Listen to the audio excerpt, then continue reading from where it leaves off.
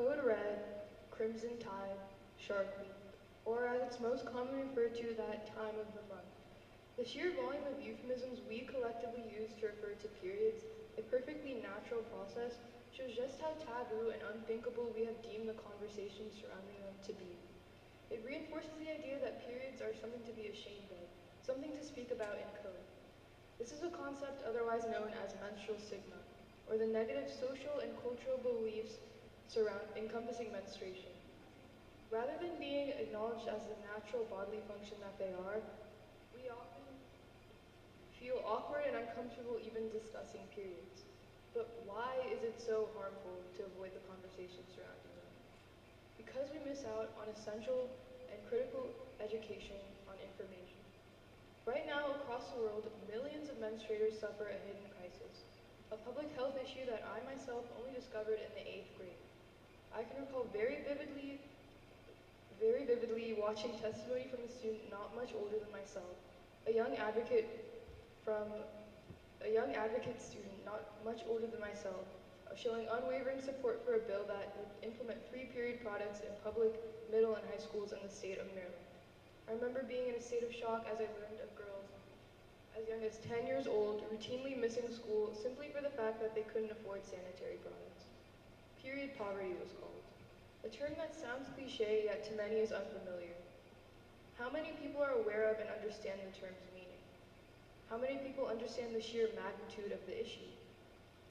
Well, today I'm speaking in hopes of debunking some of the most common period poverty myths, so as to help equip more people with the essential knowledge about this ongoing crisis.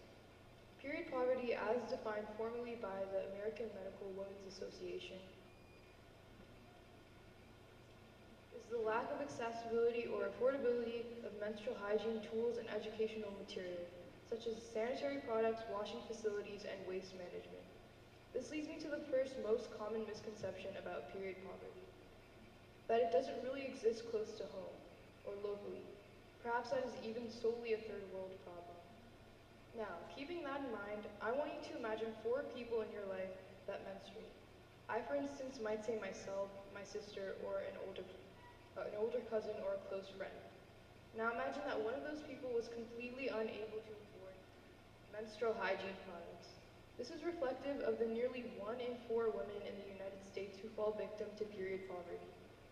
According further to the Journal of Global Health reports, 2/3 of the 16.9 million low-income women in the United States could not afford menstrual products in the past year, with half of the women needing to choose between menstrual products and food.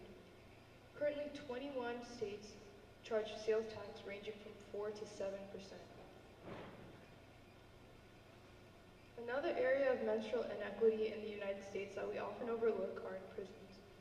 A comprehensive study in New York State carceral institutions found that greater than 50% of incarcerated people in state prisons reported not getting sufficient menstrual supplies monthly, poor quality and high-cost products, and coercion and control by prison officers. Did you know, according to the American Civil Liberties Union, 38 out of 50 states aren't required to have any menstrual products in prisons, forcing many to beg guards for their products. Holistically, there is still a massive amount of change that's left to be made in the United States. This brings me to the next myth, that you need to have a PhD and years of experience in advocacy in order to take steps to help menstrual equity movements. This is entirely untrue. Any form of advocacy that you want to pursue is a valid and effective means of fighting for menstrual equity. Igniting change can be as simple as starting a conversation. Find someone who shares a common interest with you. Starting my journey in this specific facet of advocacy took only a little networking.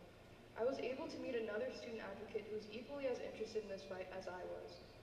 Currently, we're in the process of starting a chapter of a nonprofit organization of Period here at RM. Not entirely unrelated from the previous misconception is the final one, that the fight for menstrual equity isn't isolated. If you are even the least bit interested in other aspects of activism, like gender equality, racial justice, and economic justice, then you too can be a part of this change. Be the driving force of your community and help the menstrual equity movement.